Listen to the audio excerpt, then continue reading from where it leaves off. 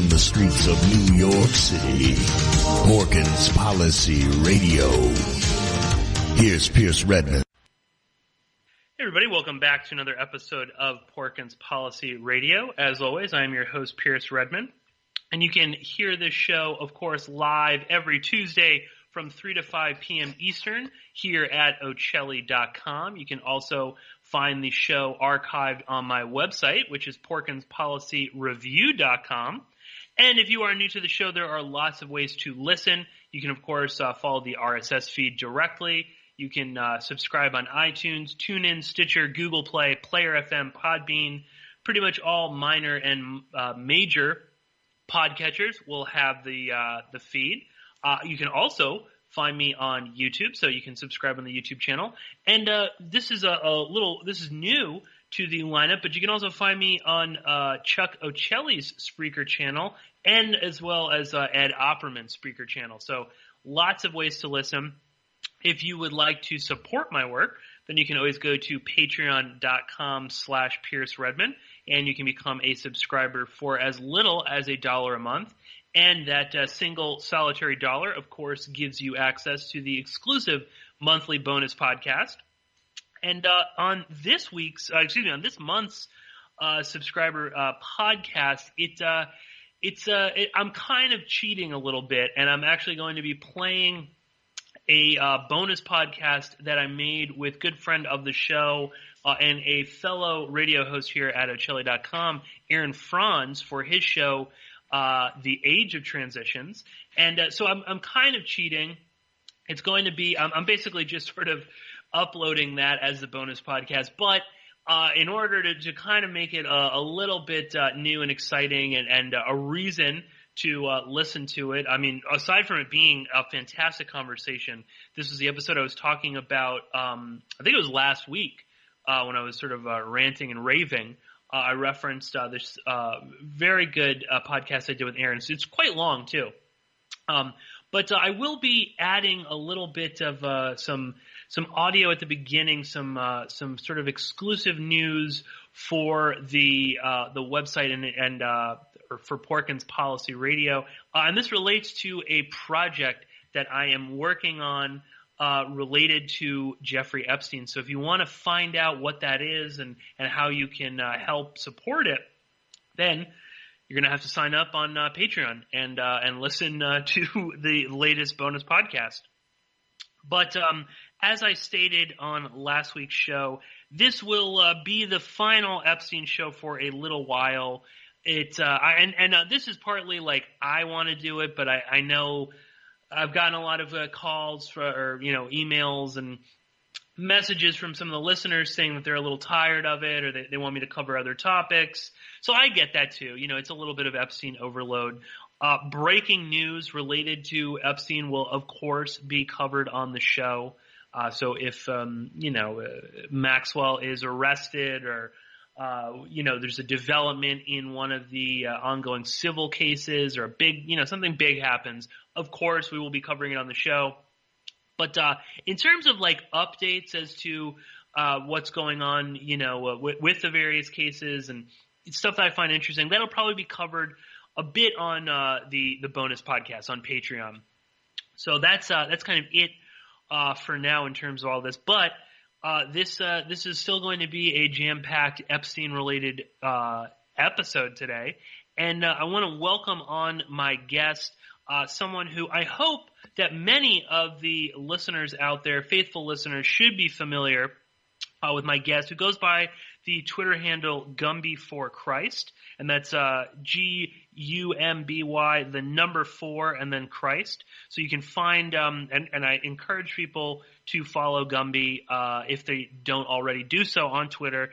And I would say Gumby is someone that I have followed for quite some time, and I consider you to be part of a sort of small crew of Twitter followers who have been following me and since the very beginning of Porkins Policy Radio. And you were like one of my very first like serious Twitter followers, and someone that I would sort of converse with. So Gumby, it's great to finally have you on the show. How are you? I'm great. It's really exciting to be here, Pierce. This is definitely one of my favorite shows, and I remember your show on Epstein was my first exposure to the topic at all, the first one you did. So it's pretty cool being on.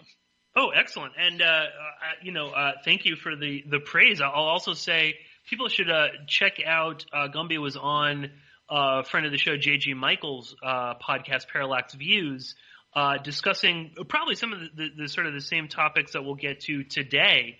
Gumby, kind of briefly, do you want to just tell the listeners a little bit about yourself and maybe why you were interested in the Epstein stuff? Sure, yeah. I mean, I'm just a guy who lives in St. Louis, and I don't have any particular relationship to the story other than maybe being a little bit ahead of the curve on being interested in it, and that really only has to do with having heard, like I said, your show about it and some of Ed Opperman's stuff. And so for a while there, it perked up at one point and then kind of died back down again, and then, of course, just completely exploded when Epstein got arrested. And a little bit, I mean, I guess it exploded a little bit with the Miami Herald story last year, and then just completely went crazy with the arrest, and then, of course, with the suicide / whatever it was, murder. So I've just been trying to cover it and just been interested in it and the way that it touches on so many different people and so many different, sectors of art and science and finance and really politics. Obviously, everyone you can possibly think of is somehow connected here. Yeah, certainly. And I just echo that. I mean, the list kind of goes on. I mean, that's something I think we'll explore a little bit later on today's show. But maybe we can even kind of touch on it right now. I mean, that's what I'm finding so fascinating is the scope of this seems to be increasing, and not just in terms of Epstein was, I guess I keep kind of forgetting. I keep saying is. Yeah. He was a rich individual. He was certainly somebody that had a lot of connections and things like that. But it really does seem that his tentacles are just so far-reaching. There's so much to this. And it really is like every day it grows in a way that I didn't even really expect. Where it seems like who wasn't a friend of this guy's. So, that's just sort of an interesting aspect of this. And I assume we will kind of be seeing this kind of like, grow in the coming sort of months and years. Quickly, one thing I did want to kind of just alert the listeners to, and Gumby, I'd love for you to jump in, whenever. But there are some things that are developments that are ongoing. So actually, I didn't even check today, but there was scheduled a hearing. Judge Berman, the judge who was overseeing the federal indictment into Epstein, there was a hearing that he ordered where the prosecutors, the defense, and victims were supposed to be allowed to speak. I don't know if that actually took place today. I was just sort of in such a rush this morning. I didn't check, but that's happening right now. There's also 3 new victims that have issued the civil suits against Epstein's estate. This is 3 Does, Priscilla, Caitlin, and Lisa Doe. There's also Jennifer Rose, who is suing Epstein's estate and Maxwell as well. She was a victim here in New York, who was abused. She alleges that she was raped by Epstein when she was, I think, 15, 16. The New Mexico Land Commissioner has handed over 400 pages of property records, and is quoted as saying, there's a real story in New Mexico. And even French authorities are said to be investigating crimes that might have taken place in Paris at Epstein's apartment. And I guess, Gumby, my first thing to you, because one of the things we really wanted to kind of get into is the media aspect of this. Is I find that all of these things are sort of not being covered. Or am I wrong? Am I missing it? But especially like these new civil suits. Yet the media seems to be kind of obsessed with like the same 5 or 6 stories every day. I mean, any thoughts on that? Yeah, I mean, I think you're right that there has been coverage, but it just doesn't perk up into the mainstream. It kind of, even for people who are paying attention to Epstein, it doesn't exactly pierce through as much. And I don't know exactly what that is. I think there has been kind of a tendency to try to look at the broader Epstein conspiracy, whatever that might look like. And it has probably, a lot of people have lost sight of the victims and the individual stories and even some of the developments that are happening in the legal sphere to some extent. And instead it's been kind of swallowed up by basically speculation about things we'll never completely know the answer about, like this crazy Ghislaine Maxwell In-N-Out burger photos that came out. Things like that have I think really dominated what's been going on. Oh yeah, totally. Yeah. And I mean, that photo thing is very strange because she and her lawyer apparently gave these photos of her, and she looks very different in the 2 photos, which is already weird. And it was apparently her attorney that gave them to the New York Post. And there's obvious manipulation of them.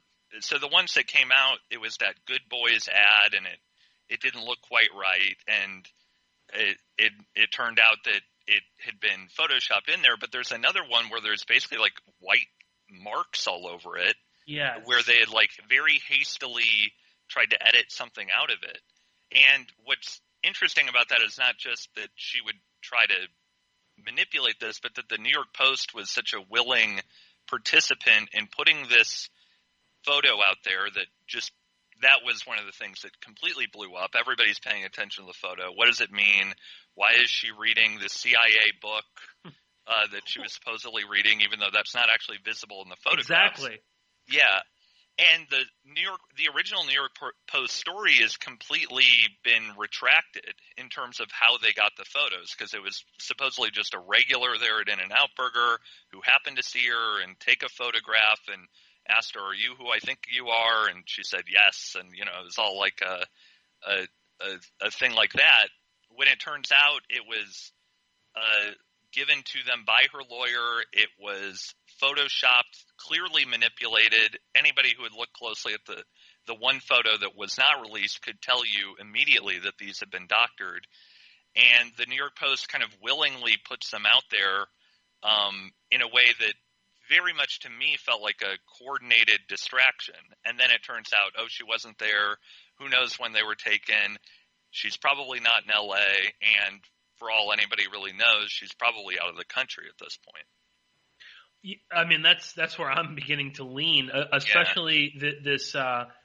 We've got the Daily Mail popping up saying that she's just outside of Boston, in Manchester at the sea, by the sea. So I forgot what by the sea, and which is already. I mean, I for one no longer trust the Daily Mail on anything related to this case. They have been. I talked about this the past couple of weeks, but I mean, sitting on photos for years of, Ehud Barak, or sitting on photos that clearly showed Ehud Barak going into Epstein's mansion, right. Obviously lying at the time and not publishing some of them, and, publishing ones where it was difficult to decipher who it was. Obviously they had video of, who, what appears to be Prince Andrew. And the daughter of, I think she's the daughter of a former prime minister of Australia. who's Right. involved in some charities and stuff. So I mean, they're sitting on these photos, but then suddenly Maxwell is in Massachusetts, and then it just sort of, like you said, the distraction of what's going on in Los Angeles, and then suddenly the Daily Mail has got photos of just her sister, Christine Maxwell, packing up bags, Right. and clearly leaving. So, I mean, I'm just waiting for, in 3 years they'll release the photo at the Mail of Ghislaine Maxwell. But, Right, yeah. Oh, we overlooked that one in our inbox. Right, yeah, we didn't realize. She was wearing a funny hat. We couldn't tell who it was, which is, I guess, their excuse with Barack. I don't know. Yeah, that one was bizarre. It was pretty clear. It's clearly been managed by – this story has been managed for so long by so many different media outlets. And I think the one I've been kind of interested in is the New York Post, because they're the ones that released this – obviously diversion, Ghislaine Maxwell In-N-Out Burger photos. They're also the ones that released the gurney photos of Epstein, on the gurney, which is supposedly basically visual proof to everybody that he is in fact dead. And, that led to all these crazy online conspiracy theories about ears and, his ear doesn't match, so it's a different guy or body doubles. And I only recently learned this or relearned this, but the New York Post actually, I think, is the very first mention of Epstein ever in the media was in a page 6 item about Epstein, and it was the flight to Africa with Bill Clinton and Chris Tucker and Kevin Spacey. If you go back to that early New York article, the first one that was written about him, the first major article, they referenced basically in the lead as the reason they're writing about it is this page 6 item that the New York Post had put out there. And Rupert Murdoch has, I know he was at least photographed with Ghislaine Maxwell at one point, and he's listed in the Black Book for whatever that's worth, and has kind of weird frenemy ties to Robert Maxwell, maybe more enemy than friend. But so I don't know. There's something strange going on there with the New York Post. Yeah. Oh, just on that specifically, just the mere fact that they allowed this photo to be published. This is the In-N-Out Burger. I mean, right. Again, it like, of all places, Inside Edition is, was like breaking. They had an expert from like forensic. Photographic, forensics expert from John Jay being like, he believed that even that Maxwell, not even that like they had photoshopped like weird stuff in the background, like I guess they photoshopped in the wrong, billboard, but they had this professor saying that he thought that the actual image of Maxwell had been photoshopped in, that that it wasn't even her, that wasn't even like an old photo that they altered to look current, that like it was just some random photo that they put her into, which is even stranger. And, right.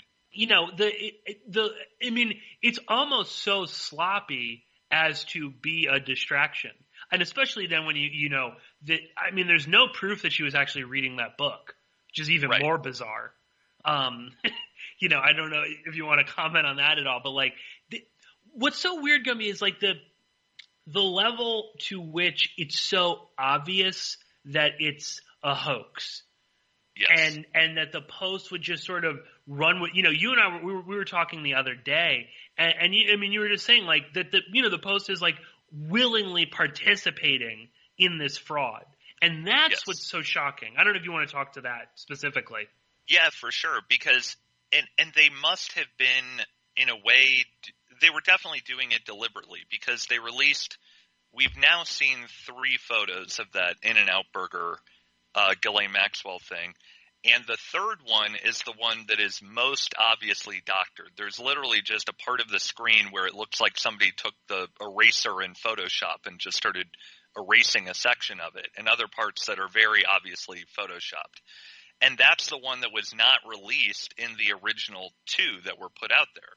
Meaning, to me, that the New York Post was deliberately not putting out the one that everybody looking at it immediately would say, this is photoshopped, this is fake. And yet the story comes out and it seems almost like it was intended to come out in the timeline that it happened, where it's like they put the photos out there, everybody's looking at them, everybody's theorizing, and then a couple days later, the story kind of falls apart. And actually, interestingly, it was the Daily Mail that did the kind of debunking of the photographs and the questioning of the story. And and even the story around the photograph fell apart almost completely. So it did look like a very much a deliberate effort on the part of the New York Post to play into Maxwell's game, whatever that might be, in terms of just look over here at Los Angeles. She's there. What's she doing there at an In-N-Out Burger?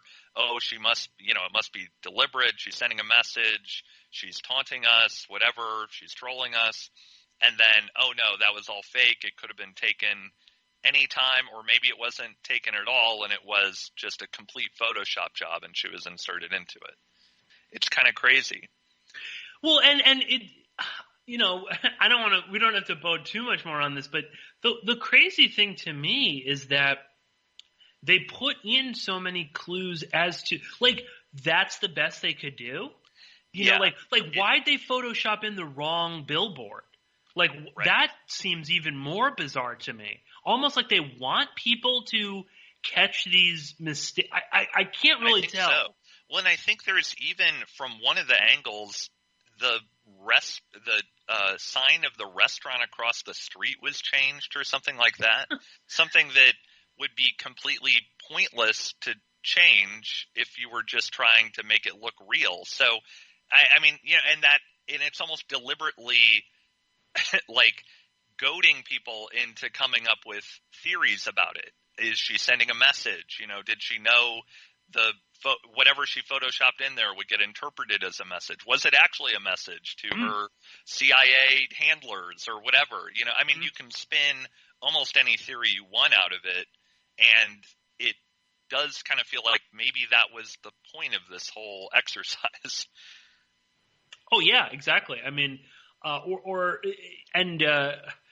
this is obviously sounds a little kind of conspiratorial, but to put on my own tinfoil hat here, specifically designed for the conspiracy culture, which has always been, following this, and then it becomes, and it's not even just that, because it's the whole media. Then you get mainstream outlets. New York Magazine had multiple pieces, including in The Cut, which is their fashion blog, talking about the photo being faked. Right. So it's like the entire world is talking about this fake photo. Everyone's a conspiracy theorist. It's that whole thing was just such a bizarre exercise, which I think is just sort of like an extreme example of the level to which the media is still complicit in covering up the true nature or the true scope of Epstein's crimes. And that's just like a really kind of blatant, almost like in your face way. And I almost, again, just sort of as we were talking about this, I almost wonder if that wasn't sort of, they kind of throw that one in there in order to, that's the exception to the rule, right? It does happen, but it was just this one, this is just like a weird example. Don't question all of these other news outlets kind of playing fast and loose with the, what's in court records. We can get to this later, but they seem to be, it's like basic facts are different from, newspaper to newspaper when it comes to this case, which is strange, seeing as there's just so much of this information is coming from court records, affidavits, people being, sworn in under oath in depositions. And yet the media is kind of like, they're just getting basic facts wrong. Right. I guess that sort of brings me to this, this NPR segment that recently aired, called, A Dead Cat, A Lawyer's Call, and a 5-Figure Donation. How media fell short on Epstein.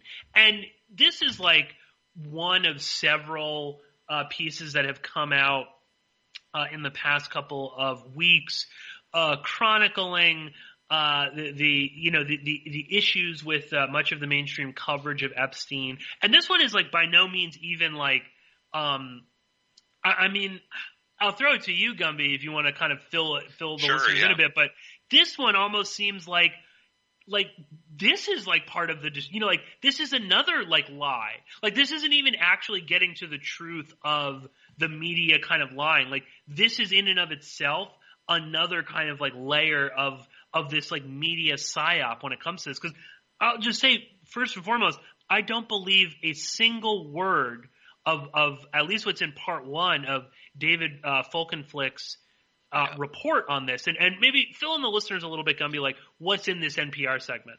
Well, so it revolves around this 2003 story that Vicky Ward wrote for Vanity Fair, which has gotten a lot of attention after the fact. I mean, there's been a lot written about that piece. And that piece was, there was some investigation, but it revolved more around the idea of Epstein as a mysterious billionaire. We're not really sure where his money comes from. He seems a little strange, that kind of thing. And very much did not include allegations about underage girls and his sexual abuse of them. And later on, I think just this year, Vicky Ward wrote about how that had been manipulated and that Epstein had come to the offices of Vanity Fair and met with Graydon Carter, the editor there, and after that meeting, all of the details about any underage girls or anything like that was excised from the article. And Vicky Ward's kind of portrayed herself as sort of a hero figure in this whole story, and she has written some very good stuff later on for the Daily Beast. I don't want to completely diminish her work, but I do think she's rewriting history in a big way, especially when you look at her connections to Ghislaine Maxwell. She was very friendly with her. There's photos of her and Ghislaine at a party hosted by Tina Brown, the editor-in-chief or founder of the Daily Beast, as well as several other parties, and Ghislaine Maxwell at several Daily Beast events. So anyway, that's kind of setting the stage. And then this NPR story is mainly sourced to this guy, John Connolly, who is a very shady figure. I was looking into him a little bit recently, and there's a lot there that I can go into. But suffice it to say, he's an ex-NYPD cop, he's an ex-stockbroker, and he's been an investigative reporter for the past 20 years or something. And he was a contributing editor at Vanity Fair at the time that Vicky Ward wrote this article. And what he's claiming now, this is the first we've ever heard of this, despite the fact that John Connolly co-wrote an entire book with James Patterson called Filthy Rich on the Epstein Saga. None of this is included in there.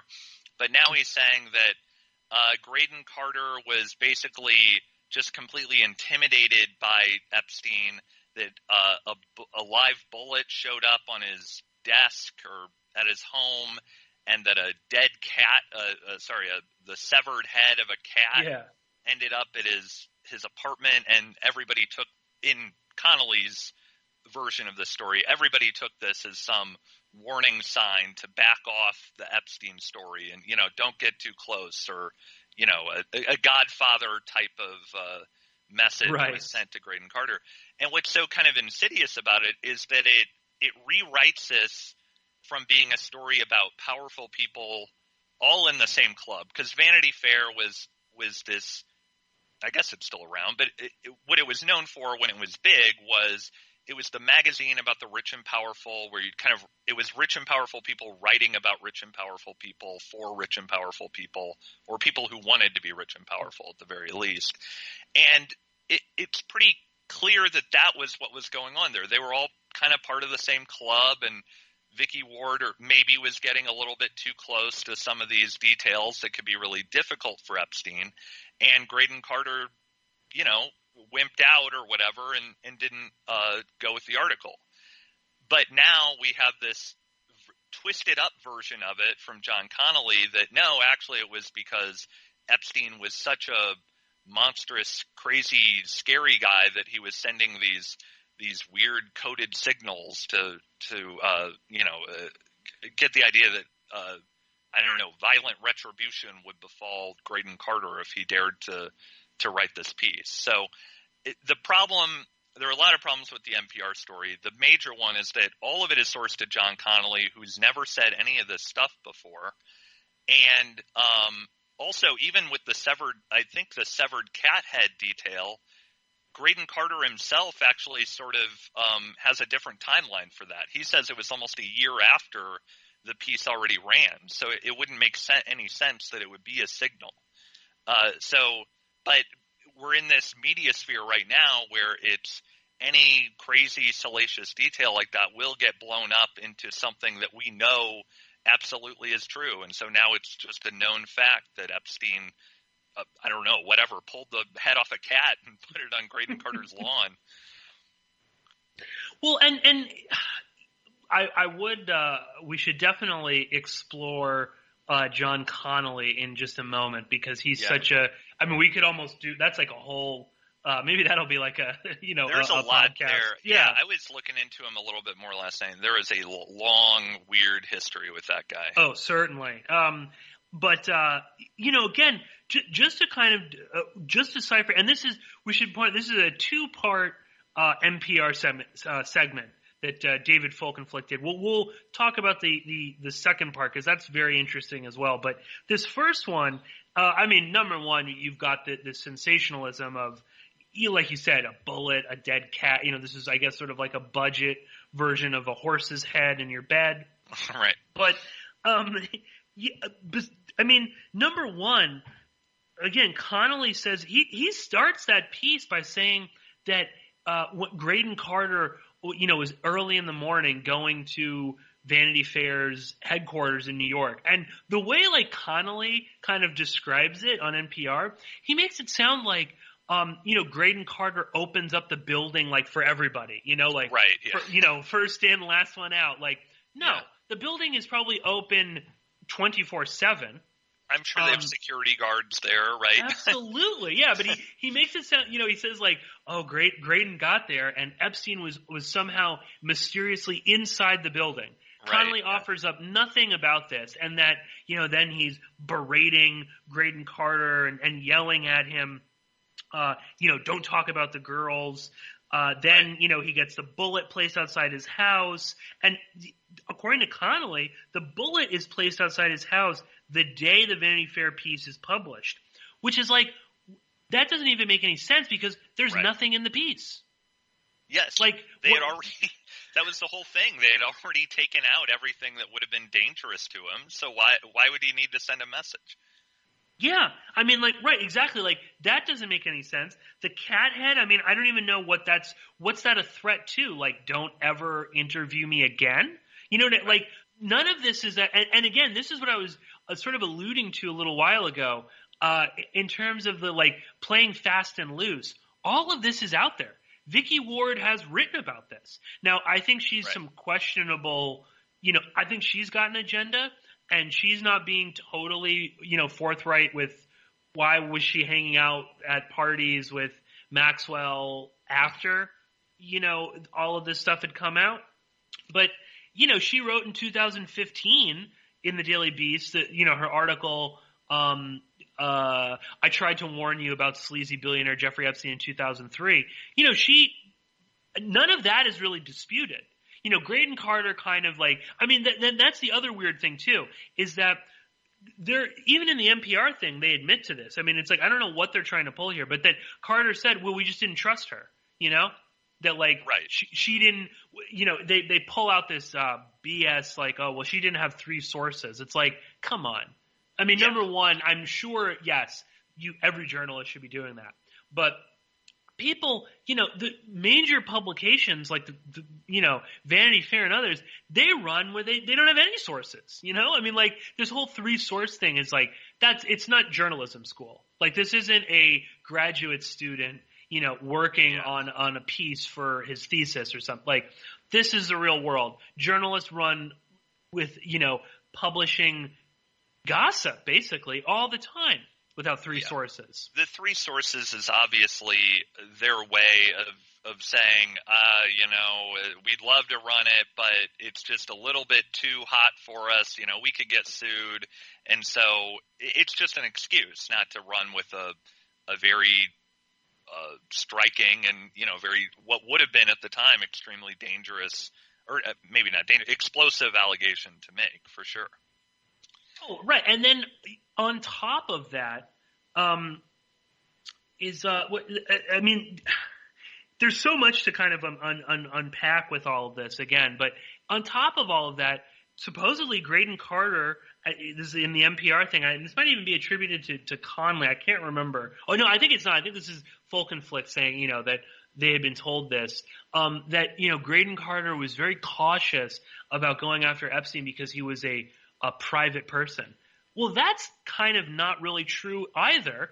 I mean, the only reason that Graydon Carter put Vicky Ward on this was because Epstein was public. I mean, he was donating all this money.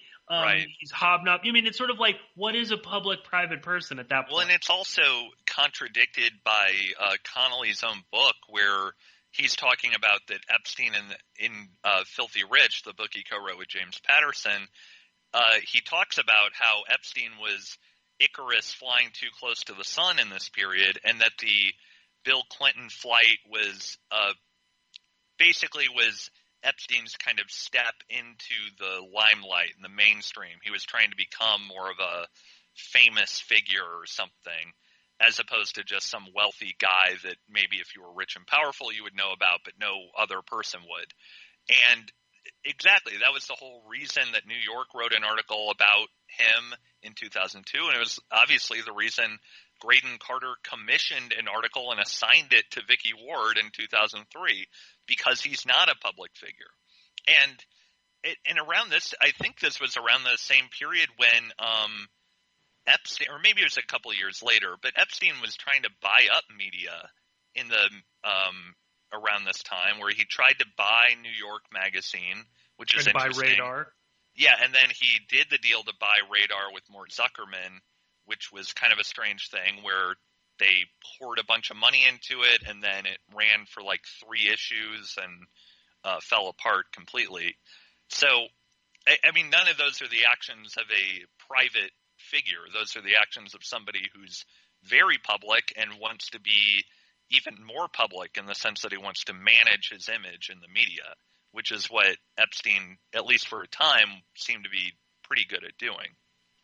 Right. So, yeah, exactly. Like, I don't know what they're trying to kind of that's what it, again, it almost seems like they're just kind of throwing everything at the walls. Whatever sticks, we'll kind of go with. Epstein's a private person, or he's a public person. He's sending bullets, dead cat head. Even though, again, like, they kind of, like I said, I mean, they contradict themselves in the NPR piece themselves, right, saying that Graydon Carter, I was never going to run the story because she didn't have any sources. And why, again, would Epstein send a bullet after he had already gotten his way? And also, come on, let's just be realistic. You mentioned this at the beginning, Gumby. Vanity Fair is a magazine about rich people, written by rich people, for rich people. Yes. Jeffrey Epstein doesn't have to threaten Graydon Carter. He just asks him not to do it. Right. I mean, like, that's it. I mean, it's just, that's the end of the story. And again, how does Graydon Carter really know Epstein? I mean, that's not explored anywhere with this. Then, of course, I mean, they kind of talk, they touch on it a little bit, like they end the NPR segment by stating kind of what we're talking about, and that, Ghislaine was at the Vanity Fair party in Hollywood, and I forget when this was, years later, hosted by Graydon Carter, so they're sort of alluding to that a bit. But, I mean, again, just quickly to backtrack, just one other thing, and then I do really want you to kind of talk a little bit about Connolly himself. Sure. But another odd thing in that piece is Connolly claims that then in 2006 he starts investigating Epstein for Vanity Fair, and that's and I believe that's when Carter receives the severed cat's head. Yes, I think that's right. Yes. So, and I guess that was like a message to stop doing it. Again, I mean, at that point, I just don't really know if I believe any of that. Like, none of that makes any sense. And as you said, Connolly, this is the first time he's ever mentioning this. So why don't we talk a little bit about who John Connolly is and why we should be hesitant to trust him? Yeah, so John Connolly is a very interesting, weird guy. He starts out as a New York cop in like the 60s and 70s or something like that. And then he becomes a stockbroker, which is a weird career trajectory already.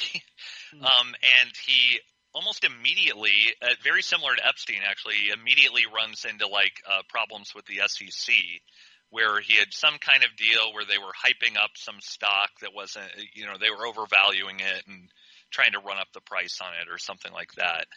And then in the late 80s and early 90s, he has this very, very weird period where he was simultaneously a stockbroker, a government informant, and an investigative journalist. And what he was apparently doing at this time was he was running some kind of investment firm, and the clients were all being bilked by these basically mobbed up finance people connected to Merv Griffin, who was Trump's rival at the time in Atlantic City too. And so Connolly was funneling clients into what he knew was a criminal enterprise, while at the same time using all of that information and giving it over to first the federal government and then local, I think, authorities in New York City. So he was a government informant, not telling his clients, bilking them, and then at the same time he was using all of these connections to jumpstart his investigative journalism career. And he wrote very big, interesting, still kind of still worth looking at probably pieces about Donald Trump and a few other people, but Donald Trump was definitely the big one in the late 80s and early 90s, specifically focusing on Trump's finances and how shady they were and how he probably wasn't really a billionaire and things like this, and as well as some of his maybe criminal ties or sweetheart deals that he was getting from places like Bear Stearns. And specifically, even wrote and even in one of those articles, Connolly talks about how Trump, that Ace Greenberg, the CEO of Bear Stearns, Trump considered him as private stockbroker, and Ace Greenberg is also the person who hired Epstein. So I think that's an interesting connection that probably hasn't been explored all that much. But anyway, Connolly does all this, and nothing ever really goes anywhere. There aren't really indictments out of that government informing, and he just goes along and becomes a fairly well-known and prominent investigative journalist. And I don't know all the things that he investigated, but later on, in I think the late 2000s, it came out that he had been a spy for the Church of Scientology. Yep. Where they were paying him, and he would even kind of behind the scenes feed people stories about Scientology, or he would help people out with help reporters out when they were investigating Scientology. So it's kind of a hot period where that was breaking. Those stories were breaking, and John Cook of Gawker, I know, is one of these people who is connected to John Connolly and says, I thought John Connolly was helping me out on these stories, when he was maybe helping them, but in a way that was extremely managed and probably almost certainly reporting back to the church and telling them, this person's getting a little too close, and was being paid for all of it too. So those are not the actions of a guy who's operating with a real, above board integrity to his journalism. And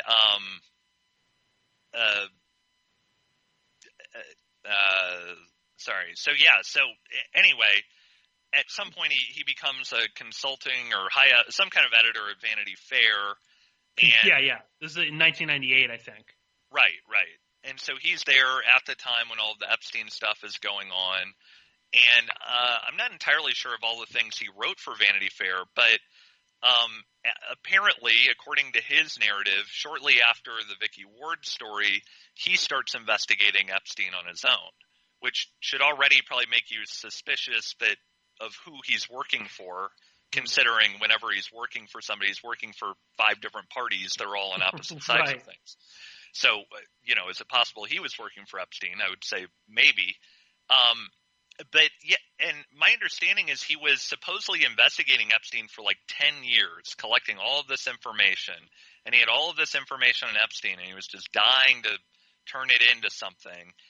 And somehow he was friends with James Patterson, who I believe happens to live right near Epstein in Palm Beach, Yes. too, which is another interesting thing. And so, he just happens to say, hey, James, I got a great story for you. And they co-write this book, Filthy Rich, which comes out in 2016, which is really not at a high point of interest for Epstein, even though it probably should have been, because both presidential candidates that year, Trump and Clinton, were deeply connected to the Epstein story. And Filthy Rich comes out, and it says it basically exonerates both Trump and Clinton, especially Clinton. I think there's even a line in the book that says something like, we looked into it and we never saw any impropriety on Clinton's part, something like that. So it's pretty obvious that book was a managed operation to somehow control this Epstein story, leak out just enough or get enough details out there where, there seemed to be a legitimate investigation, but not enough where you would actually connect the dots with Epstein the way people are finally starting to do now. And just point out that James Patterson also wrote a book recently with Bill Clinton, a spy thriller. Yeah, a thriller novel, The President is Missing, about the president apparently he believes he's the only one who can stop some cyber terrorists or something, which sounds like a bizarre premise, but extremely odd. I've mentioned this before. There, a listener of the show, old listener Liz, she did some really tremendous work chronicling Epstein and particularly the John Connolly stuff. So I'll try and dig up some of her old emails to me, or at least just to put up some links and stuff like that. I mean, it's almost like too much to do for show notes. So maybe I might copy and paste some of it, maybe put it in a document so people can kind of just sort of click around and look at them. But among other things too, Connolly worked at Radar. From 2001 to 2007. So again, I mean, what is his full? Like you said, I mean, it almost strikes me as I know, for instance, Connolly has written about Anthony Pellicano in the past, and it almost kind of struck me as like sort of like a page out of Pellicano's own book, where it's just sort of like who's going to pay me the most not to publish something. Or to just sort of go one way or the other. There seems to be a bit of that at play with Connolly, for instance, just the Scientology thing is deep. I mean, he was like a paid,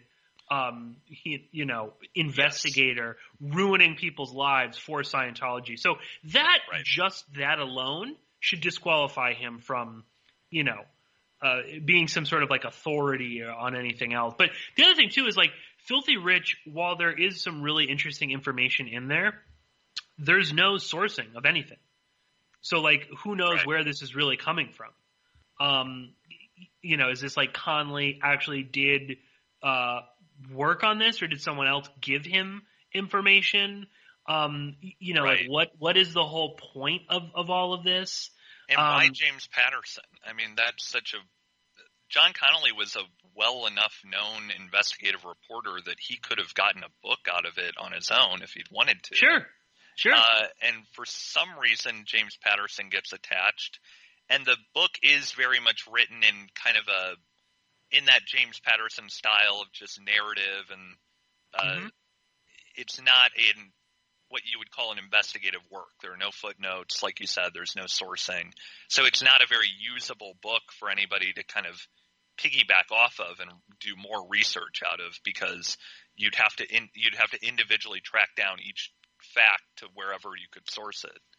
Oh yeah, I had to when I was reading it, I had to kind of like have out the like the original criminal complaint, like the police reports and stuff. Right. Yeah. The criminal complaint and some of the affidavits, because they were making it.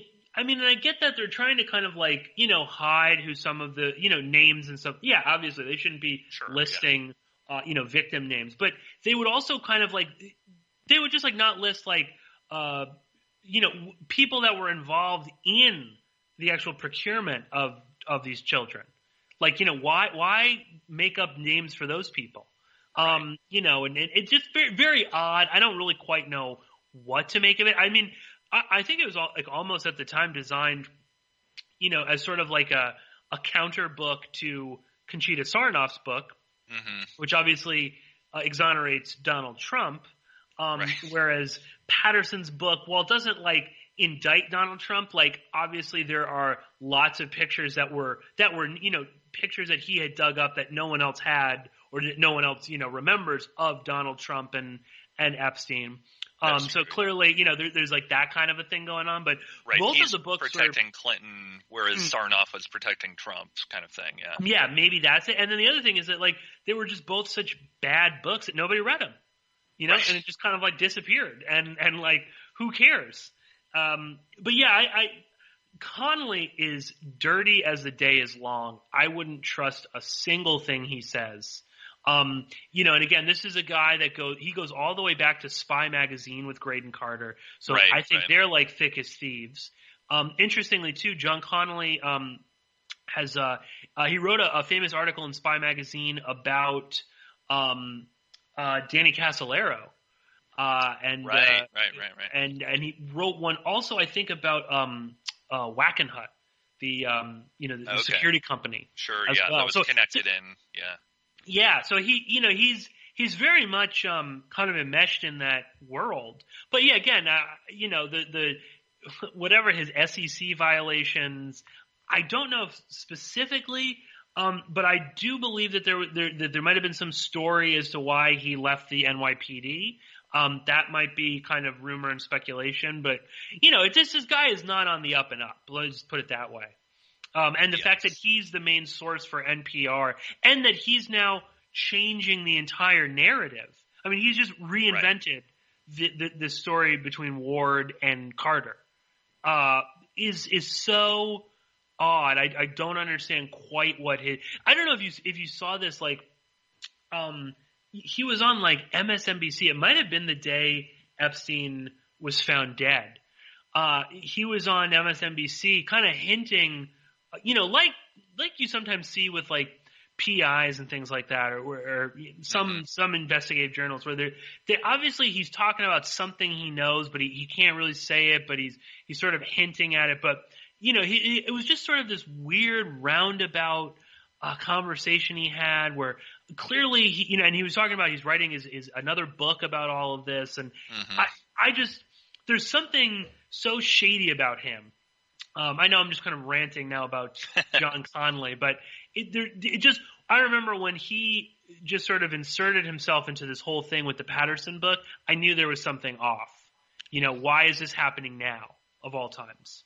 Yeah, it's very strange. And this recent story about the severed cat head and bullet stuff, which got a lot of attention, that was another one of these kind of distraction stories where it's probably not true, honestly, and certainly is not the most significant thing about Epstein in 2019.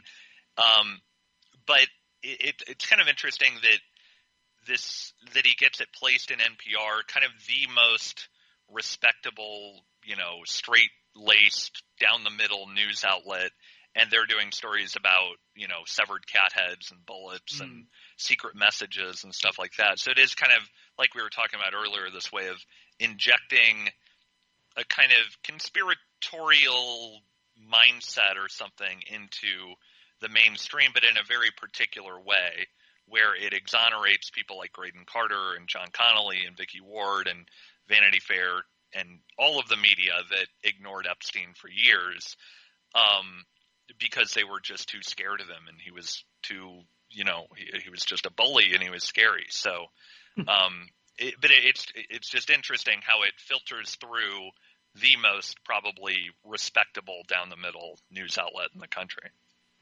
Yeah, exactly. I totally agree with you. Having it come from NPR, it's like, even I kind of felt, I was like, okay, maybe there's something to this, right? Like, right.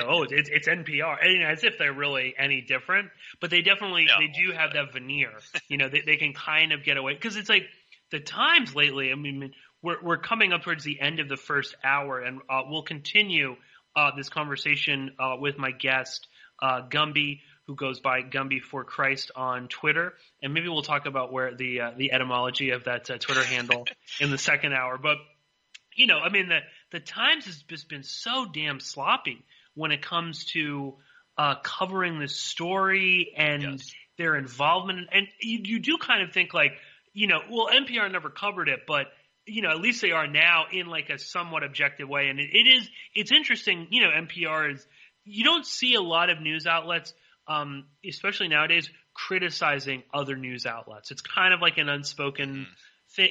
Maybe in the editorial pages they might sort of trade some barbs and stuff, but that's editorial, right? But to have a main, like, this is a 10-minute segment on all things considered, attacking, not just, this is later they attack ABC, the New York Times. I actually thought they were kind of attacking Vicky Ward, which is interesting, in the piece. I think they kind of make her look, because they don't interview her. Right. They use old clips of her, and they get basic facts wrong about, why she was investigating it. They give a very bizarre sort of, like, at the beginning, the timeline that Fulk and Flick kind of alludes to doesn't make any sense. And you kind of have to, like, know, well, when did Ward first interview Epstein? When did, Carter say we're not running this? You kind of have to know the inside baseball of all of this. So very interesting. I don't really quite know what to make of it, other than, and this sounds very conspiratorial, but like, all these media outlets are not necessarily in cahoots, but there seem to be a lot of agendas at play, and none of them are really like reporting on Epstein or reporting on this story. They're all kind of covering up their own asses, so to speak. Yeah, I think there's a lot of ass covering going on in the media right now because the obvious question from all of this Epstein stuff, once you get over the amount of information that's out there right now, is why were you not covering this for basically from, even the mid-'90s, but even from that first New York Magazine story up until basically now, or maybe the Miami Herald story from last year, there's a huge empty vacuum there where not a lot of Epstein news was getting out there. Yeah, exactly. And it seems to be a lot of finger pointing.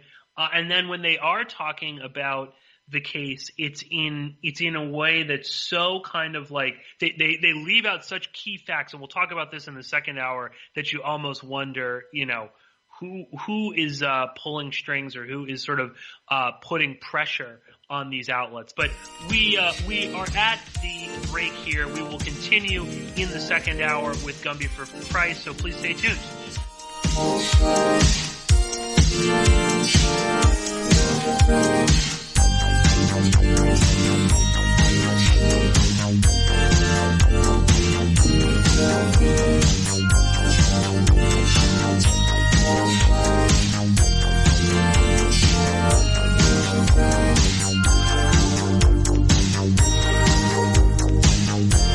Straight out of the subway in New York City. Yeah, baby. The radio show that never sleeps. Porkins Policy Radio with Pierce Redmond.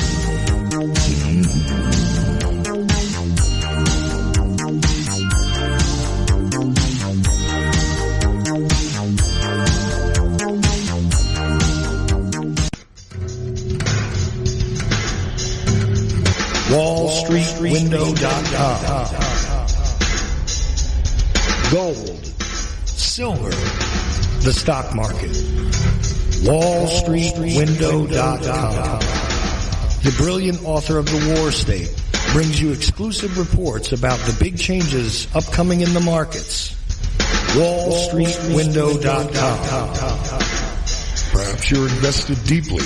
Perhaps you're not in deep enough. Maybe you're thinking about getting started. WallStreetWindow.com. Michael Swanson, the brilliant author of The War State, understood these trends professionally for many years, and now he gives you the benefit of his knowledge. WallStreetWindow.com. Go there now. Go there now. Go there now. News, entertainment, and more. You will learn something, children's. Ocelli.com.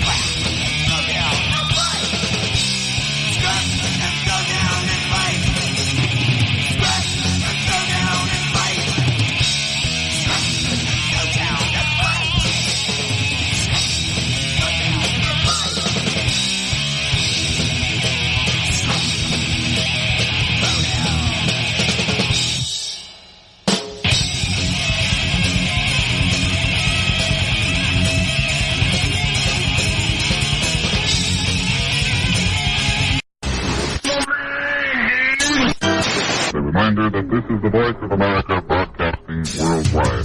The age of transitions. Warning, warning, warning. Uncle, the podcast. The Ocelli Effect. Porkins Policy Radio with Pierce Redmond. On Ocelli.com.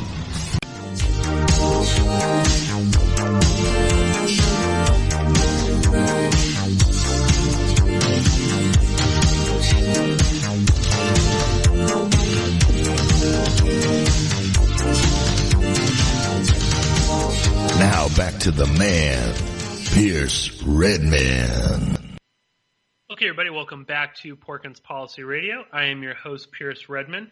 If you are joining us here in the second hour, we are speaking with a Twitter handle user who goes by the name Gumby4Christ. But I have known Gumby for many years. As I said, one of the original select few who were supporting this show when it was just a little tiny podcast with very few listeners. Gumby was always there to retweet and add to the conversation. And I just have to ask because I always get this like, oh, what's with the whole Porkins thing? And I kind of hate talking about it. So I'll turn the tables. Where did Gumby4Christ come from? I'll be completely honest. I started that Twitter account as I think kind of a troll account to sort of, I don't even know why. I would just get a little tipsy and get on Twitter and wanted somewhere to vent my frustrations. And so I deliberately created the stupidest Twitter handle I could think of, because then if anybody ever interacted me, they would immediately look kind of stupid. This was more when Twitter included your handle in every tweet, So right. you would see that somebody was arguing with somebody called Gumby4Christ, and they would immediately seem ridiculous no matter what they were saying. So that's sort of the very dumb origins of that name. I'm not a Christian really or anything, so it is no actual significance. No, well, I love it. You're also, your picture is great. It's like Gumby with breasts, right? Yeah, it's like a sexy Gumby. Yeah. No, it's great, and like I said, people should definitely go and follow Gumby. Tons of great material, really good threads. Just just always good stuff. Go-to thing for me is definitely checking out your feed. You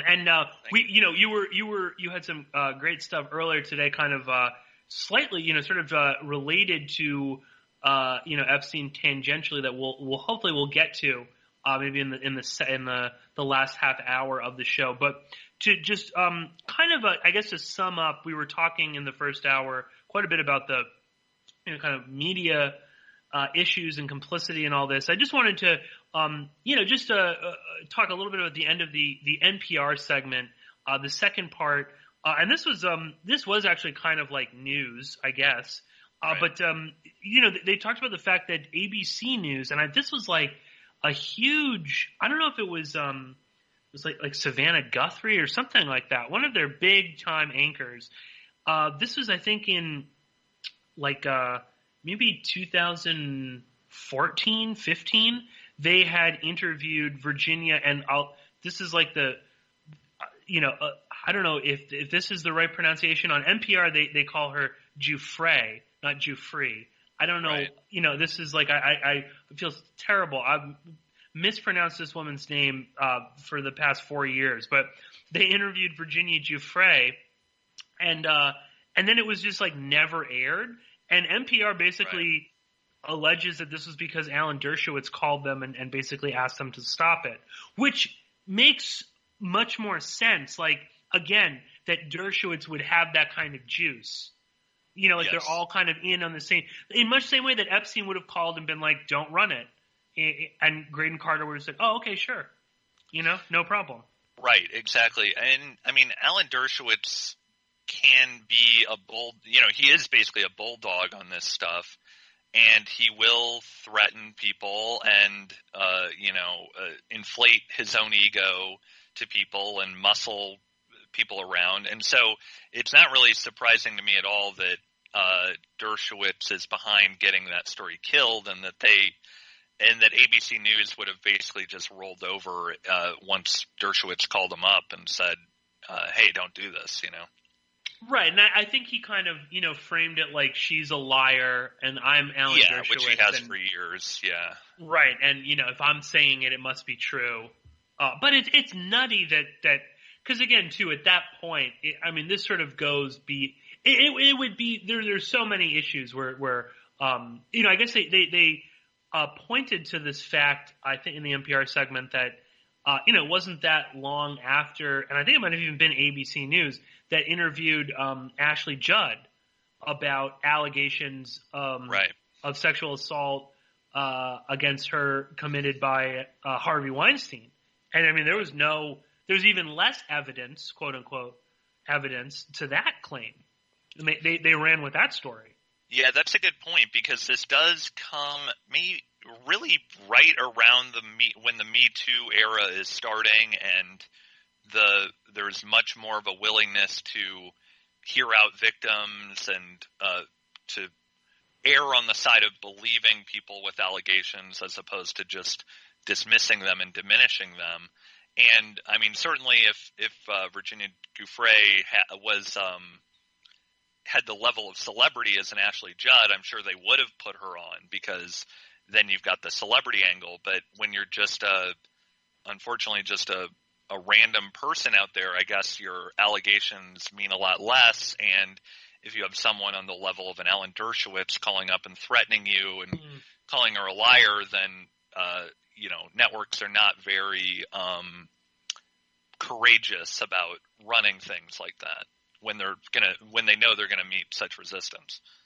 Oh, totally. Yeah. And Dershowitz is such a litigious. Yes, I'm sure he threatened them a-hole. with lawsuits, and he is just an incredibly toxic person. And very, very quickly on this NPR 7, because it's funny too. They kind of they backload this with some actual interesting kind of stuff. Right. The first half of it is just this obviously BS story, and then in the second part, it's right. We learn about ABC. Also, we find out that a longtime financial journalist at the New York Times, Landon Thomas Jr. Right. Wrote that first New York Magazine. Yes, story. that was. I didn't realize that. Yeah.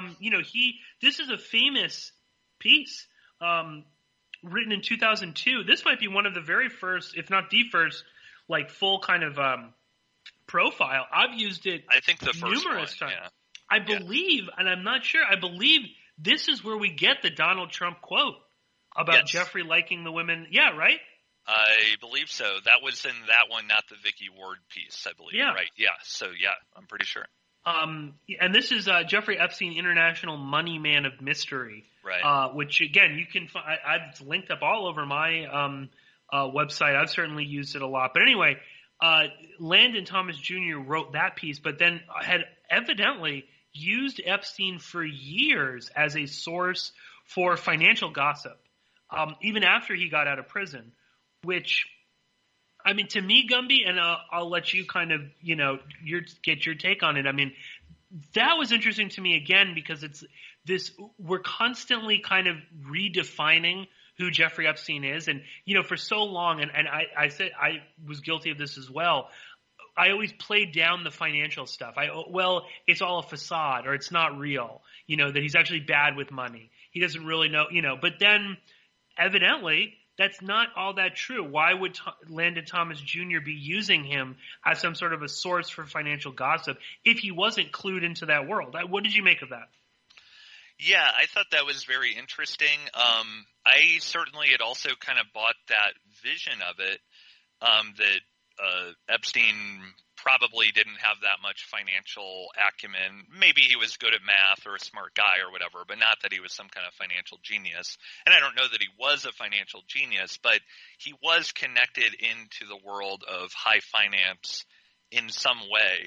And a piece I was looking at recently that I hadn't seen, I don't even know if I had ever fully read through it because there's a lot that's interesting, but I think it's 2009, Philip Weiss of Mondo Weiss fame wrote a piece for New York Magazine, and he doesn't really explore what all Epstein was doing in finance, but he kind of has this weird anecdote about opening a door and, there's a room full of guys in yarmulkes at computers crunching numbers or something. So, but he, at least for the vision you get from that piece is that there was more of a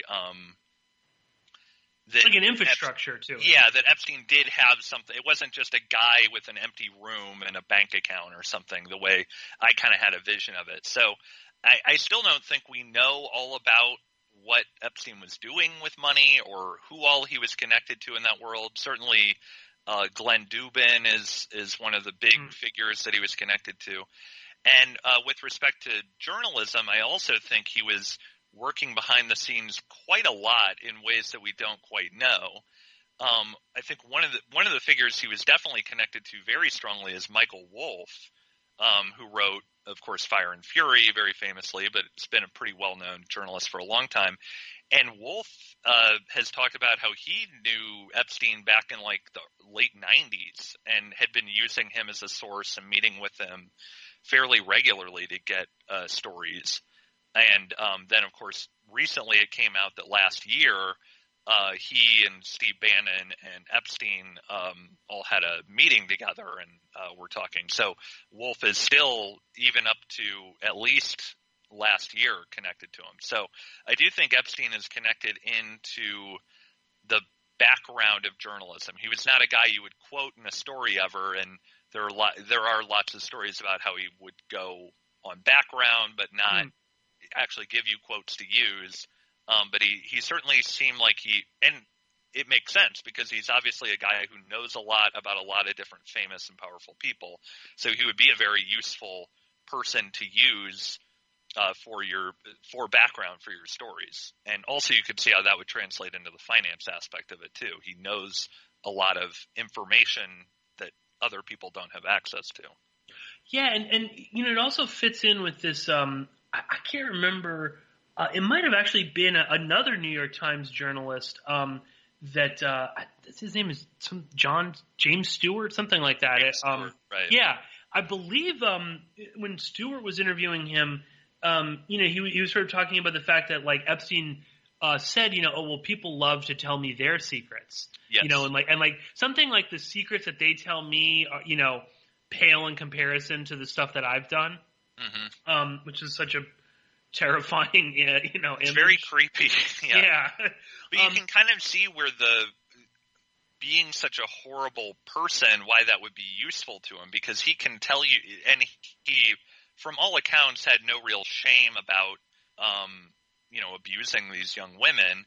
He would really come right out and say it, and he would defend it in the most casual terms as being no different than being gay or, the famous stealing a bagel analogy. And so he's willing to tell people probably things about himself that are that would be horrifying to a normal person. And if somebody's willing to tell you that, then I guess you would be willing then to share your own, darker secrets with that person, because they're probably not even as bad as whatever Epstein has shared with you. Yeah, right, exactly. Yeah, imagine. Or just when someone truly that toxic and damaged is sort of like a factor in your life, it's kind of like, whatever I do, it's like kind of, well, he's sort of used to it, or it's not going to shock him. Right. Talking about God only knows what. Yeah, and related to the media thing, one thing I just wanted to get in there is there was also that story that came out that was pretty interesting, that after Epstein got out of prison, he was basically paying publicists to place stories in fairly major outlets. Did you see that? Oh, yeah. Yeah, he had the PR firm, and they were paying $600 a pop to put articles that were just glowing praise of his science philanthropy in places like Forbes and Huffington Post. And the New York Times, too, I think. I think there was some connection with the New York Times, although I think it was slightly different. But yes, and the National Review, I know, was definitely one of them. Yes. Where just basically just glowing puff pieces about press how releases. He was a man of science. Right, yes, exactly. Well, I guess just again quickly on the New York Times thing, this journalist Landon Thomas Jr., he was actually kicked out of the fired, let go from the Times, right? Pushed because out. Yeah. He admitted that he had solicited a $30,000 contribution from Epstein to a Montessori school in Harlem that he was connected with, and even the New York Times was shocked at this. How could you do this? This is certainly a violation of the Times ethics. But just in general, it's not ethically sound as a journalist. And Landon Thomas Jr. also wrote this another fairly famous profile of Epstein in 2008. This was as he was going into jail. And we should note Thomas Jr. flew down to the Virgin Islands for this report, it's really glowing too. It's kind of like he portrays him as this good, philanthropist who kind of went astray. He refers to these girls as prostitutes, not as 14-year-old high school students. Right. Very, very interesting. But again, it's. There's something, quickly on the New York Times thing, these kind of lies kind of continue. I don't want to spend too much time on it, but there's the New York Times podcast, The Daily. They have something on Maria and Annie Farmer, who these were actually the two girls that Vicky Ward had interviewed all the way back, to kind of bring it full circle when she was first writing the piece that had been abused by Epstein. And the New York Times podcast, it's interesting. People should listen to it. If there is some really good stuff there, and it's powerful to hear Maria Farmer, breaking down and talking about how this man still kind of destroyed her life, and her feelings about his death. But they 100% kind of edit it in such a way that when Maria Farmer talks about her abuse, in Ohio by Epstein and Maxwell, they cut out the fact that this was in Les Wexner's mansion, right? And that Les Wexner's security forcibly kept her inside. They wouldn't let her leave, and didn't call the police. So again, there's still that's my thing. I don't know if you've been seeing this too, Gumby, but I see this more and more where it's like that's the thing. These news outlets are all willing to kind of talk about it, but only by omitting certain key facts. Now, why the New York Times would not mention Wexner is beyond me, and that's in Maria Farmer's affidavit. She states that this happened at Wexner's Ohio mansion. Sorry, go ahead. No. Jump in.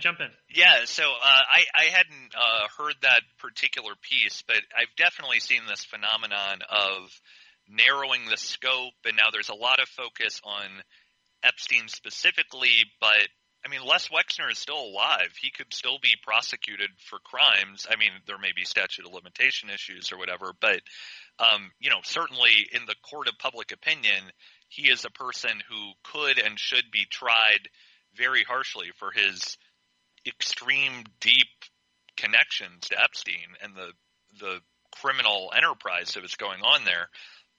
And there is to some extent, but there's not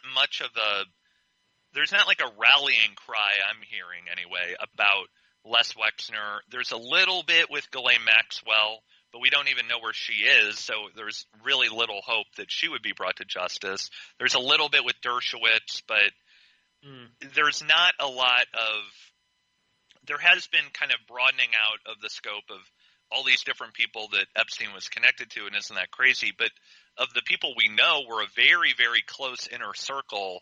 I don't know. I'm just not seeing that there's a kind of rallying cry for legal consequences for these people, which I think there very well could and should be.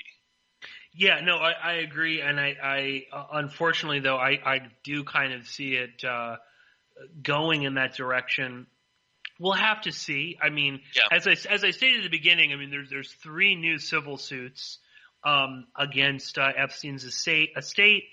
People should really check out Jennifer Arose, her case. She does go after Maxwell in that, as well as Epstein's. That's here in New York. She's gotten some attention, although now she's sort of, nobody really cares. Nobody wants to give her any airtime. She might be bound, because by all sorts of restrictions that she's involved in a case, but the media is not talking about it. The media is not covering it. Which is interesting, and I it might just kind of go that way. But like you said, I mean, why again? Did Les Wexner call the New York Times Daily podcast and ask them not to run with something? I mean, it's an odd. It's and you can tell because it's like one of those irritating podcasts. Like again, NPR loves to do where it's like.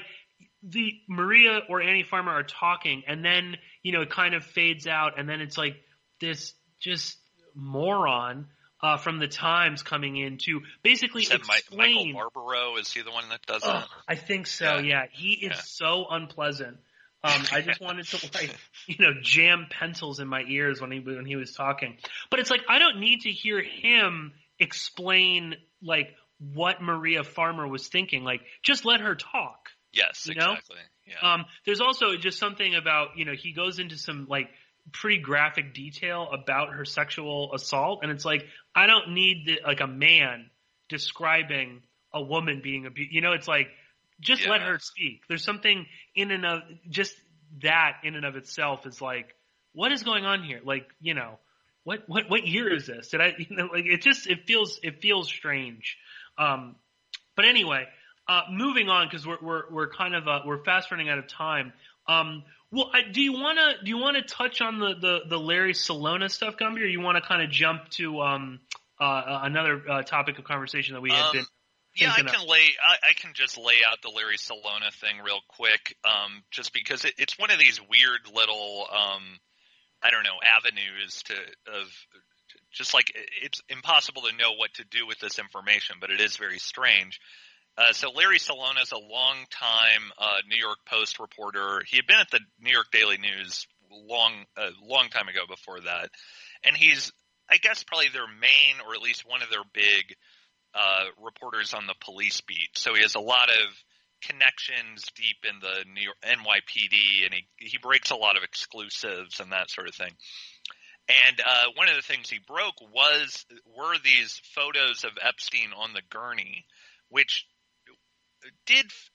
that still feels a little bit odd to me, the way they came out very quickly, the way it was just kind of this absolute evidence that came very much out of nowhere and was like, absolutely, he's dead, you can see his body, case closed. And I'm not suggesting that he wasn't dead necessarily, I'm just saying it was like it felt a little bit manufactured in the way it came out, of these photos of Epstein on the gurney being wheeled into the hospital.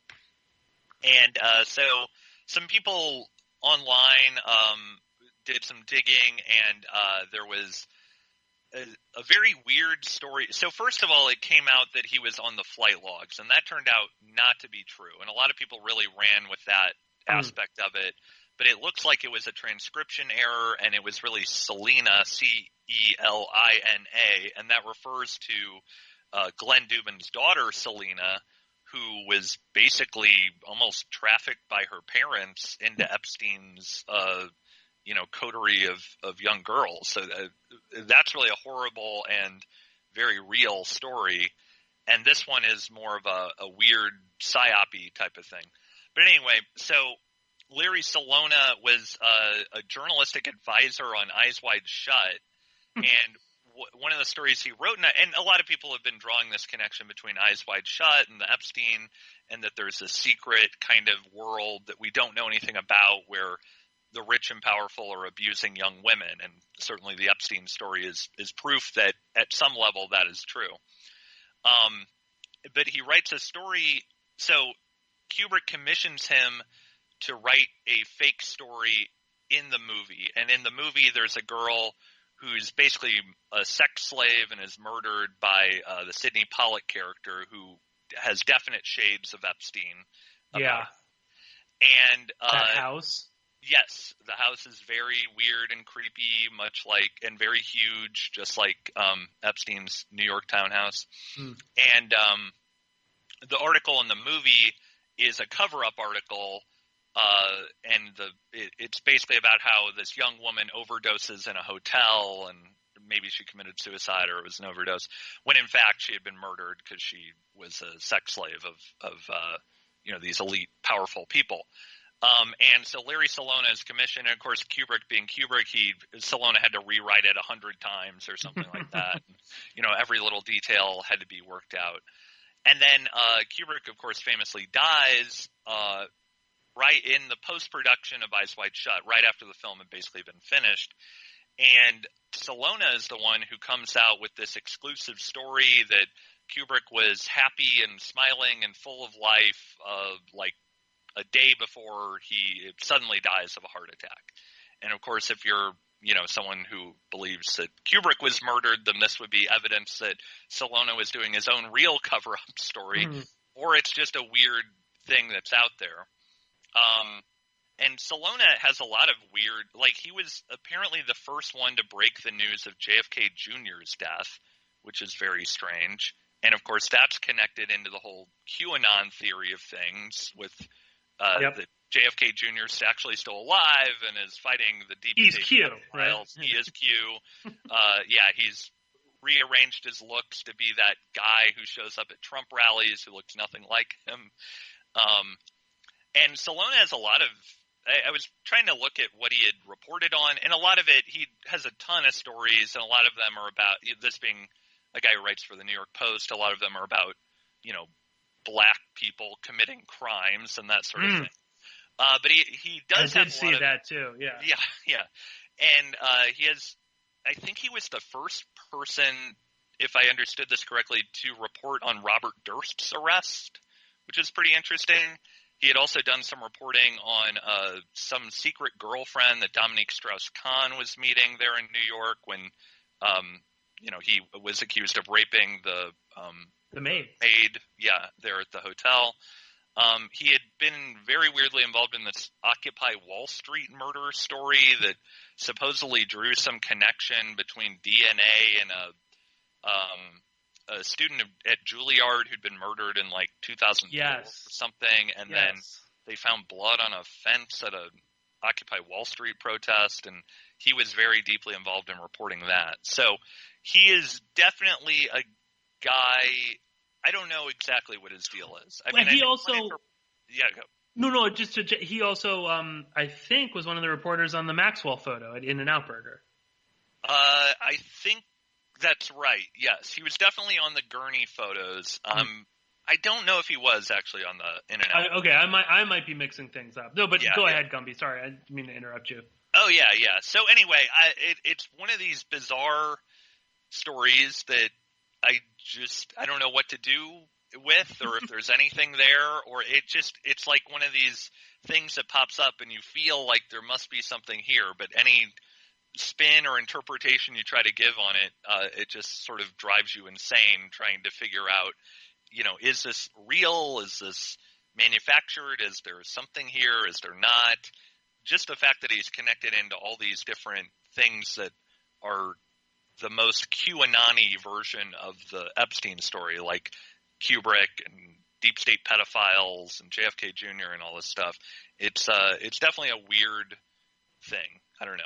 It's just weird. Oh no, it is weird. Just to sort of throw a little fuel onto the fire. Not that there's any Q listeners, but Eyes Wide Shut is of course released on July 16th, 1999. In the United States. It was released September 10th of 99 in the UK, but in the United States it's released on July 16th, which is also the day of Kennedy Jr.'s death. Right, yes. Yeah, so exactly. Just to add, a little bit more to, and again, there is something like you said, there's something to it in a weird way, or it does make you wonder, what in the hell is going on? There's some freaking weird thing, with all of this. But again, I don't know where it leads. Right. And the moral of the story with the Larry Celona thing is like you said, people were convinced this guy was on Epstein's plane when in fact it was Glenn Dubin's daughter who was on the plane, and that is a story. Why the Dubins allowed for this violent predator to hang around their teenage daughters. There's also, there's stuff with, I think it's Selena Dubin, a company that she ran where Epstein was giving money to. There's a lot of strange stuff between all these, and it's that's a story, but instead everyone is looking at John and Eyes Wide Shut and whatnot. I will say though, with the Gurney photo of Epstein, it's somebody called Larry Celona and told him to go there. That's. Well, and he didn't even take the photo, as I understand it. That was somebody else. So he was just fed these photos, and I think that's basically his job. Is he gets calls from, his sources within the NYPD, and they just feed him exclusive things. So I think that's basically the long and short of what he's all about. But there is an element there that's very interesting too, because if you read through his reporting, then you're seeing at some level what the NYPD wants you to see as well, or people within people with pull within the NYPD would want you to see. So, he's connected in to a deeper structure there, but it's probably not the, JFK Jr. is still alive story. No. I mean, and I gotta say, I'm not super up on that part of it because it's just like my eyes glaze over when that's brought up. I don't even know how that fits in. But you're telling me though that a lot of the Q whisperers believe that he's like at the Trump rallies. Yeah, well, I think this is. Even within QAnon, I think there are probably shades of right, yeah, easy, and maybe some of them do find things that are actually legitimate, but there's definitely a contingent within there that is just fully gone. And there's this guy who shows up. I can't remember his name. It's like Vincent Canestrano. I may have totally made up that name, but he's like a short guy with like a goatee and like a big nose. He looks about as unlike JFK Jr. as a person possibly could. And he shows up and he doesn't exactly say, like, I'm JFK Jr., but all these people believe it for some reason. Okay. And I don't know what even the reason is supposed to be. And he's just like a celebrity. So, he goes to, like, Trump rallies and, people get selfies taken with him because he's so weird. He's just a guy you've seen on the internet. Yeah, that is a very, very weird that would make for a good – I wouldn't be the person to do it, but that would be a good episode is people who've really dug into the QAnon stuff kind of parsing through it because there's a lot of weird stuff going on there. Oh, well, actually, I'm glad you mentioned that, Gumby, because we are going to be doing something like that in the near future. We're going to have a good friend of the show, Robbie Martin, is hopefully going to be doing a regular monthly appearance where we talk about QAnon and where it's going and the conspiracy culture. Okay. And we'll probably talk about other things as well, but that just seems like there's so much going on with all that. And Robbie has certainly kind of been following it since the beginning. So yeah, he has a stronger stomach for it than I do. Certainly. Yeah, certainly. Yeah, or me too. Yeah. So watch out for that in the near future. Hopefully, we'll have a little. We'll sort of nail all that down sometime in early September. But Gumby, we've got maybe 20 minutes or so left, and I did want to because again, I'm kind of like at the end of my ability to discuss Epstein on the, just endlessly day in and day out. Sure. And I did want to, we were talking about some other stuff, or I saw this, you were tweeting about it earlier today, and this is like related, but, Steve Bannon has kind of reemerged from whatever dark cavern he has been hanging out in the past couple of months, which at some point was probably Jeffrey Epstein's New York mansion. Exactly. Right. That seems to have that relationship seems to what I'm seeing, and I've seen rumors and stuff like this, even in the mainstream press, that this was not like the single visit that the New York Post, again, interesting. Yeah, the New York Post that broke the story about Bannon walking, having a meeting at Epstein's house at 6:30 in the morning. And interesting, too, that the Post really is beyond vague about who, their sources for this, how they knew this. They don't have a picture, but they claim, they assure that he was going in and out of the house. But apparently Bannon and Epstein seem to go farther back. Yes. Jump in.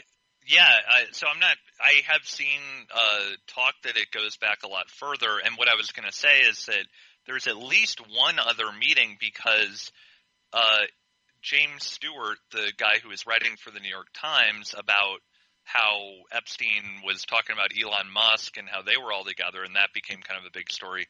Within that, he says that Epstein invited him to a dinner that was going to happen soon. Well, one dinner with Woody Allen, which is just creepy already. Sure. And then another one that was going to be with Michael Wolff and Steve Bannon and Jeffrey Epstein all together. So that wouldn't have been the 6:30 a.m. meeting. So I think that at least confirms one more. So, and the thing to mention about that is that was all only about a year ago. So that was way after everybody knew, who Jeffrey Epstein was. Anybody at all that had heard the name would know what he was associated with. Yeah, no, certainly. Just a correction, because we were complaining about the media. It was a 7 a.m. meeting, not a 6:30. Oh, okay. But I just looked it up to see if Larry Celona was the one that wrote that article. But he did not. It was Emily Smith at the New York Post writing for Page 6 that broke that story. Gotcha. But and also just quickly, that Michael Wolff seems to have been a very good friend of Jeffrey Epstein's for many years. Yes, very close. I can't remember, but I could have sworn when I was going through the flight logs just a few weeks ago that Michael Wolff's name appears on at least one flight of Epstein's. So that's interesting. Not to mention that they do appear to be good friends, and obviously the new Fire and Fury book has some it basically talks about the quote-unquote falling out between Trump and Epstein. And Bannon might have kind of put them, I don't know, it's somehow connected to that. I think so, because Bannon was one of the major sources for Fire and Fury, and the follow-up book that nobody seems to have read was that's out, right? I think so, and nobody seemed to ever talk about it, but that one, as I understood it, was heavily sourced to Bannon. So there was a lot of Bannon going on there. And apparently Michael Wolff and Epstein met, back in the late 90s. I just looked this up. It's in that Philip Weiss article, actually. He mentions Michael Wolff a few times, and they had met somehow during the .com bubble. So I don't know what exactly that means in terms of what Epstein was doing, but so a very long, deep connection between those two. Oh yeah, you're right. I just I looked it up. That article too. People should check it out. It's a good article. Philip Weiss wrote. It's called "The Fantasist," which has some truly amazing quotes from Epstein. But yeah, Michael Wolff appears like a lot in that article. Yeah, he's heavily featured. But back to Steve Bannon. I was saying, he sort of crawled out of his cavern recently, and you were tweeting about this morning. Yeah. But just what's going on with Steve Bannon and Hong Kong? He seems to have inserted himself into the Hong Kong protests. Well, very deeply. So he got hooked up with this guy, Guo Wengui, who goes by a different name, a more anglicized name like Randall Kwok or something like that as well. But anyway, Guo Wengui is kind of like, I think of him as basically the Bill Browder of China, where he was a billionaire. He had benefited very heavily from policies in China. He was native, unlike Bill Browder, who's American. But and at some point, he ran afoul of the authorities there, and he was being investigated for corruption. He flees the country and then rebrands himself as this kind of like human rights activist in a very similar way that Bill Browder did. And he starts advocating very heavily against China and against the Communist Party there, and becomes he's a human rights activist who lives in like an $82 million penthouse and owns a $20 million yacht and is a member of Mar-a-Lago. So he's connected directly to Trump on that level too. But at some point, Bannon, apparently when Bannon was still in the White House, he met up with Guo Wengui, and they became very close because Bannon he is genuinely kind of an interesting figure in the sense that he does have a global vision.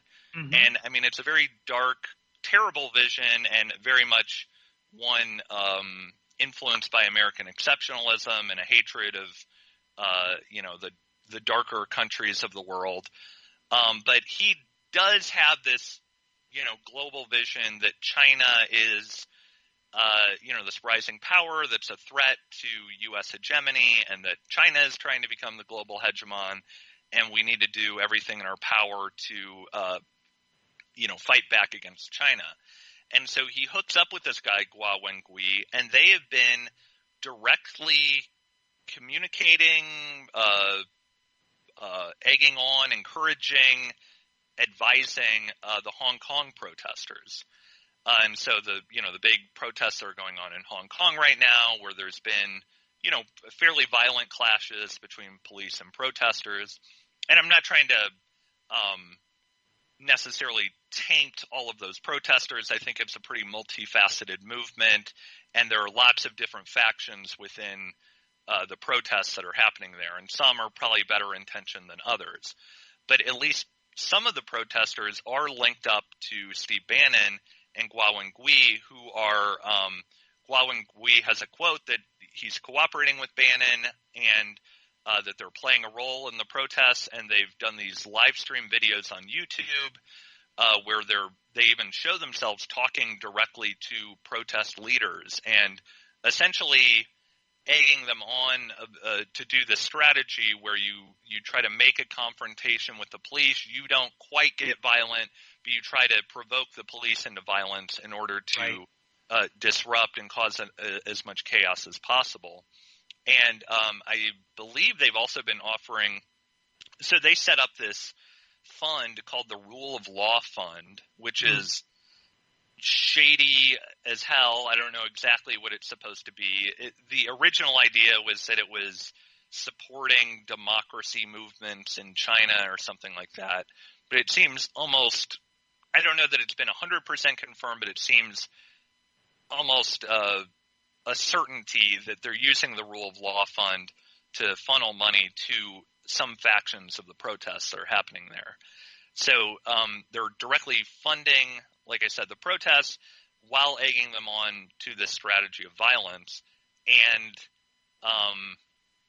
they also, I think they have something about they're trying to investigate suspicious deaths that have happened in China, and they're using the Rule of Law Fund to investigate a guy named Wang Jin, who is the head of HNA Group, which was a highly connected firm, and he ended up dead. And they claim that he was imprisoned, tortured, and murdered, which is, again, very similar to the Bill Browder story, where he had his personal lawyer, who wasn't even actually a lawyer, was an accountant, who died in prison, and he claimed that it was because, the Russians had beat him to death because he knew too much or whatever.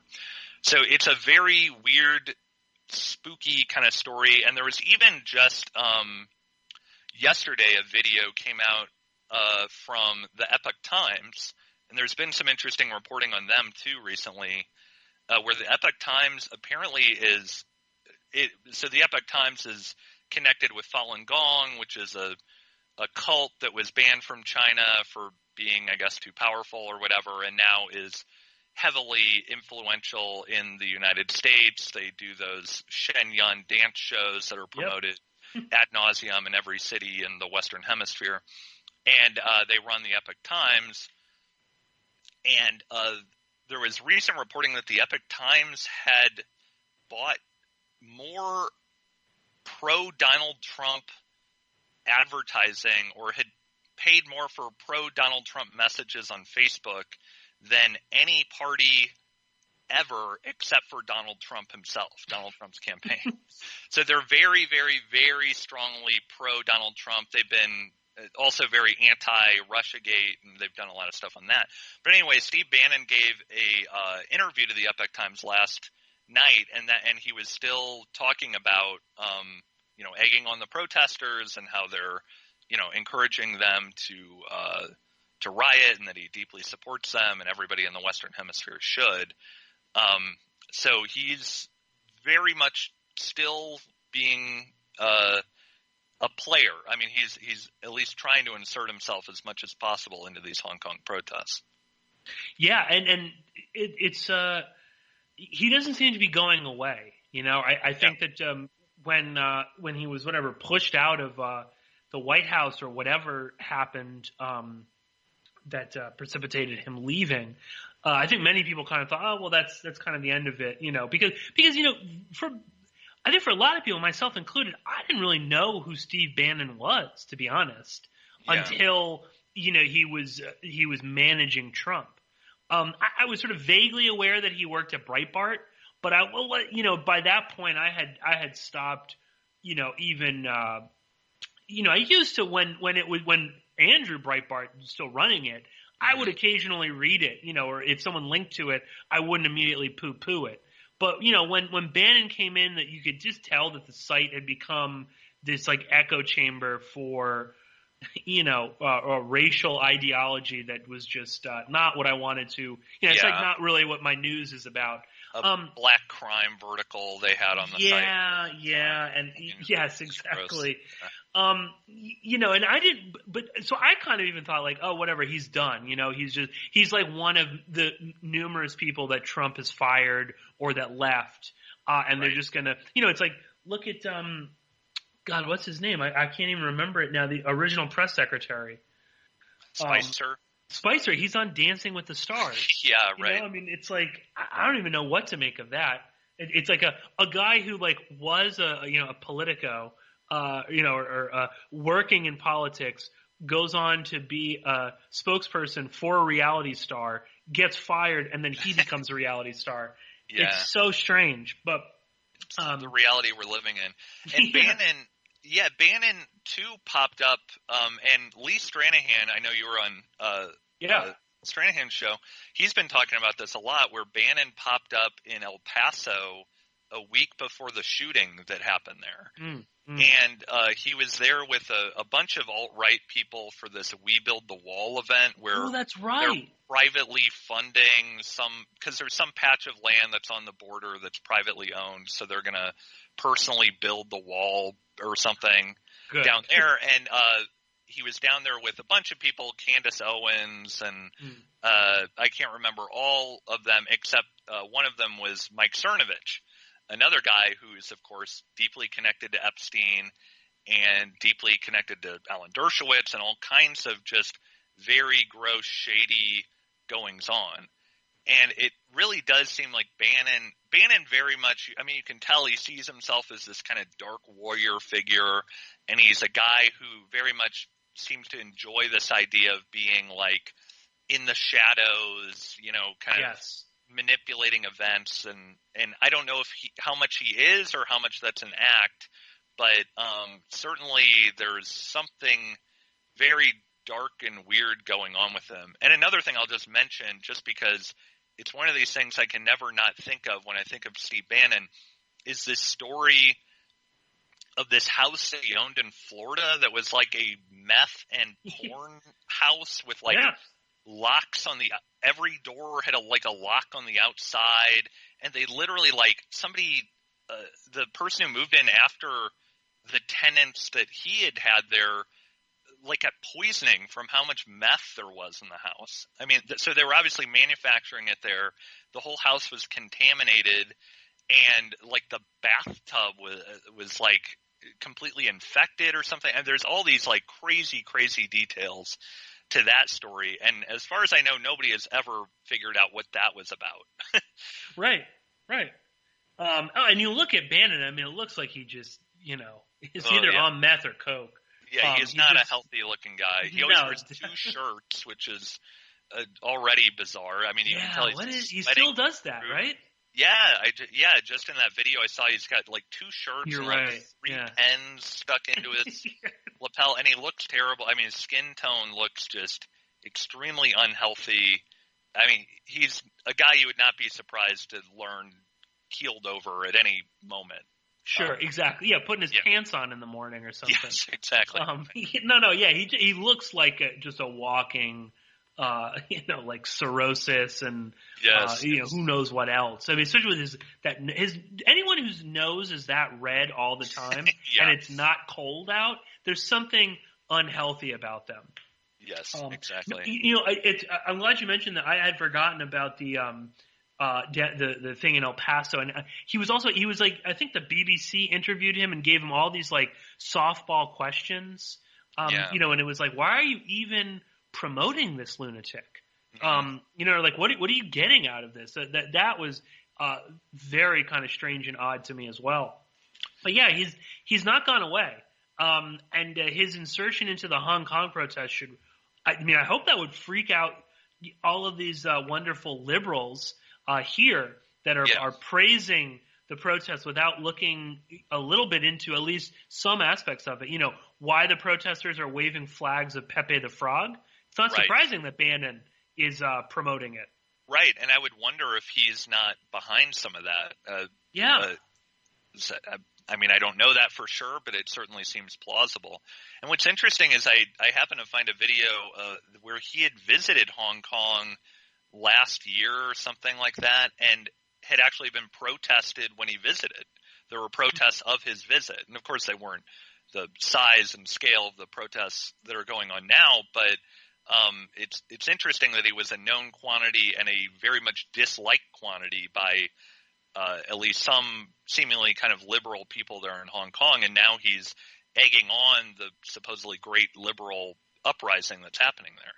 Oh yeah, you mentioned this interview he gave on Epoch Times, and he compares the protesters there to, like, you know, the American patriots of 1776. Right. I mean, just give me a break. I just, you know, again, even if, like, I don't know what that analogy is just so strange, you know, and it's there's something going on with that. And yeah, like you said, I think, you know, you do have to kind of, not respect him maybe necessarily, but, like, he does have a worldview. He does understand geopolitics, and you know, he is like an intellectual, albeit very, you know, dark and sort of sinister one. But you know, he can talk in an intellectual way about the, you know, politics of Hong Kong and how they connect with the rest of the world. But yeah, it seems like I think we're going to be seeing more of him in the future.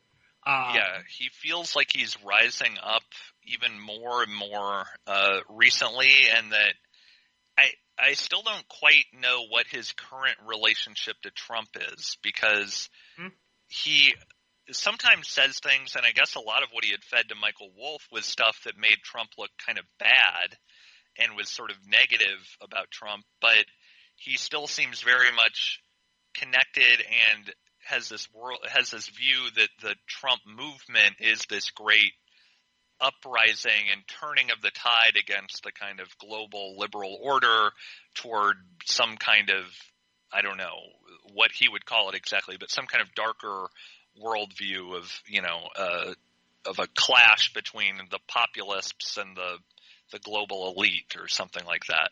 Of course, it's a little bit strange when it's a guy who worked for Goldman Sachs and has a bunch of Seinfeld money and was friends with Jeffrey Epstein.